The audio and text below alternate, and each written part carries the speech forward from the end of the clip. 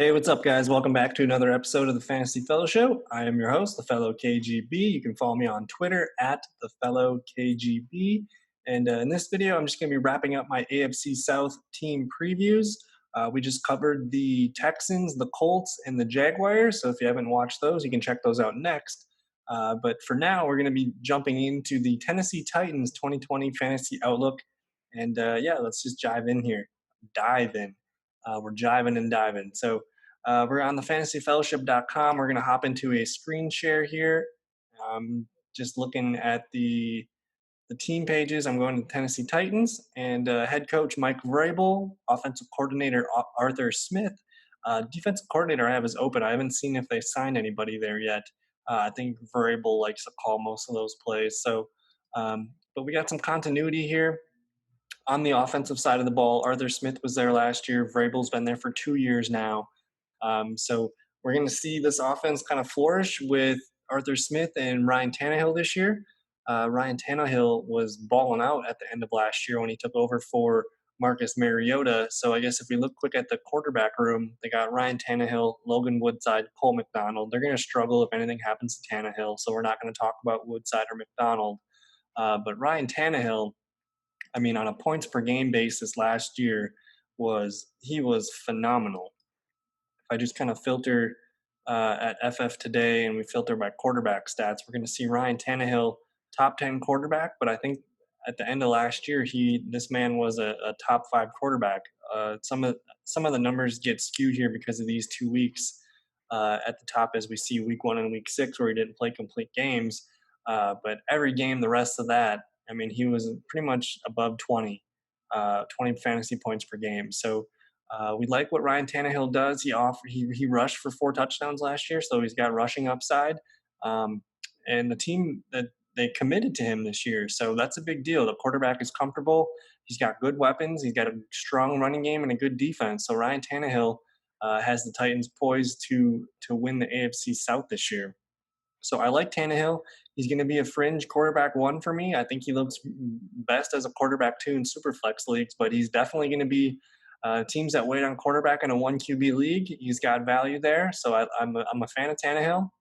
Let's skip running back room because I guess with Tannehill, I want to talk about the receiving weapons in A.J. Brown, Corey Davis, and Adam Humphries. Some of the depth here is Cody Hollister, Travion Thompson, Khalif Raymond, Cameron Batson.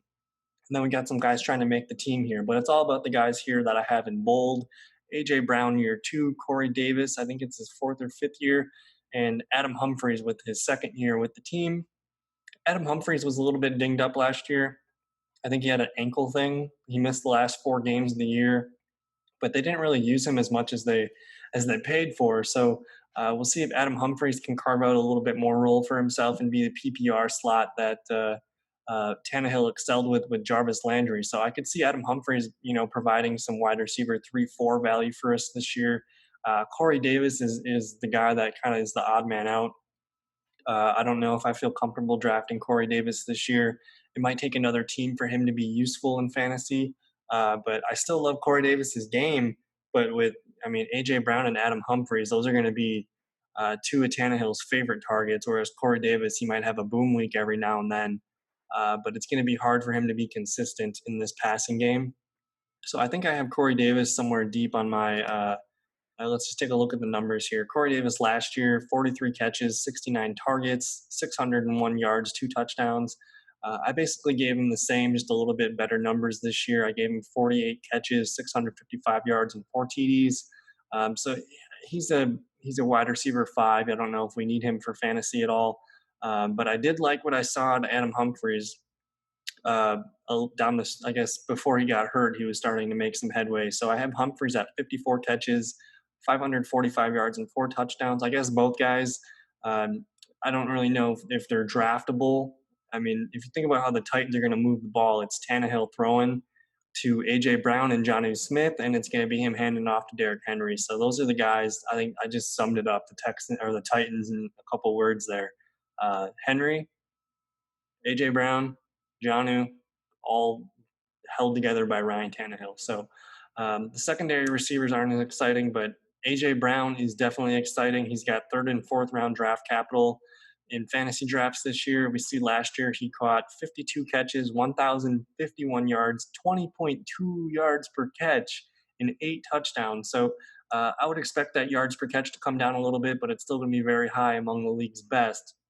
So I have AJ Brown at 65 grabs, 1,195 yards, and 10 touchdowns this year. So we're going to see AJ Brown get ramped up and develop into the true number one receiver. And he's got wide receiver one upside this year. He's going to look best as your wide receiver two. I mean, he's actually going to look best as your wide receiver three if you can get him, but that almost requires a three wide receiver start in most drafts. So that's kind of crazy. But AJ Brown, everything about AJ Brown is fantastic. I'm excited about him, and he's going to be the leading receiver for this team. So go ahead and target AJ Brown. I guess we were talking about Ryan Tannehill from the start. So those are his three primary receiving options. But his tight end group, without Delaney Walker now, it's going to be Jonnu Smith, Anthony Ferkser, and Michael Pruitt. So without signing Walker, this is going to allow Jonnu Smith to stay on the field more.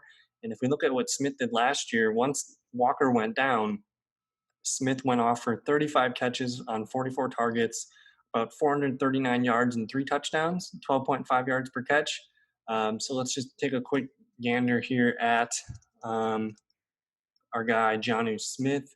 His numbers are going to be skewed because he did split time with Delaney Walker to start the year, but he finished as tight end 19. His points per game are going to be a little bit low because of the first 6-7 weeks, but you see down the stretch. I mean, he had a couple big games where 6 for 78 and touchdown. A couple of the down weeks here, but then down the stretch here, we see him get ramped up and put some double-digit points up. So I think we need to be patient with Jonnu Smith, but everything points to him being a breakout tight end this year. He's in the window that tight ends break out. He's in his he'll be 25 come the start of the season, which is a prime breakout age for tight ends. Anywhere from 24 to 26. That's when they break out. And with nobody behind him, nobody in front of him to compete, I think it's easy to say Jonnu Smith is in for a career season. So he's going to probably smash all of his records in receptions, yards, and touchdowns. So I think I have him as my tight end 13 right now.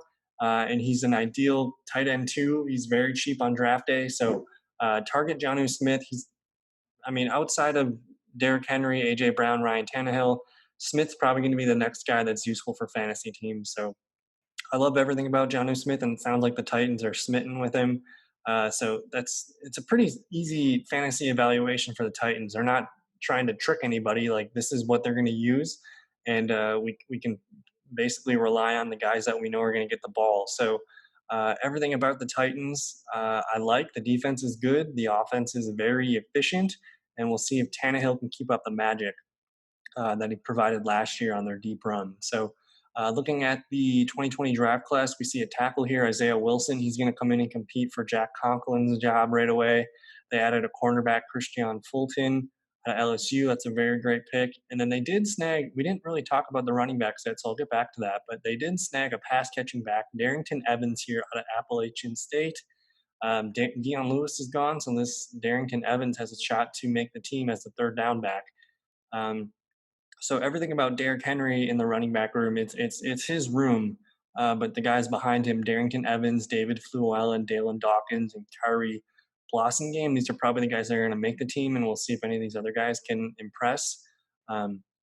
So let's just take a look at what happened last year. Derrick Henry, 303 rushes, 1,540 yards, and 16 touchdowns, only 18 receptions on 24 targets, 206 yards, and 2 receiving touchdowns. So I'm kind of pounding the table for more Derrick Henry in the passing game. Let's get this man 25, 30 catches because he averages 11.4 yards per catch, and he scored 2 touchdowns on only 18 receptions. So Henry's he's better than what is given credit to. So, but Dion Lewis, the main pass catching back, is gone.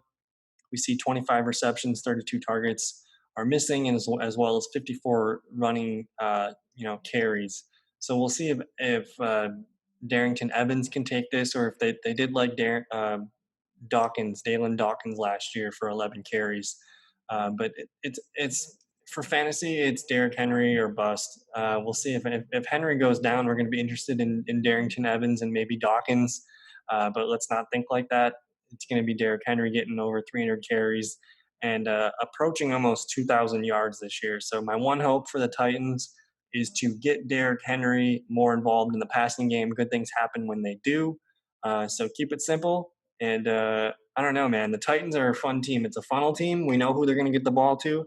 So I'll just kind of recap. Ryan Tannehill, fringe quarterback one, looks great as your QB2 in Superflex. Derrick Henry, he's a top 5 running back candidate, and I hope they get him more PPR, touches this year. AJ Brown, fringe wide receiver one, looks best as your wide receiver two, and Jonnu Smith, potential tight end two that you can grab that could end up finishing in the top 12. So everything about the Titans offense is going to be tight and predictable, which could be a problem, but they got the continuity, they got a good defense, and I don't know. Everything looks really good for the Titans. So I'm happy for Ryan Tannehill. We'll see if AJ Brown can take another step forward in year 2, and we'll see if Corey Davis can hang around and keep making some plays enough to be fantasy relevant. So I think that's going to do it, though, for the 2020 Tennessee Titans. If you're listening on YouTube or watching on YouTube, please like, comment, and subscribe to the YouTube channel as we grow this thing. And if you're listening to on any of the podcasting platforms, feel free to leave us a rating and a review. That would be greatly appreciated. So that's going to wrap up the AFC South. And yeah, man, thank you so much for listening, watching, whatever platform you used. And check out some of the other videos. I'm going to be working on the NFC South next, so stay tuned for that. And take it easy. Thanks for watching. Peace.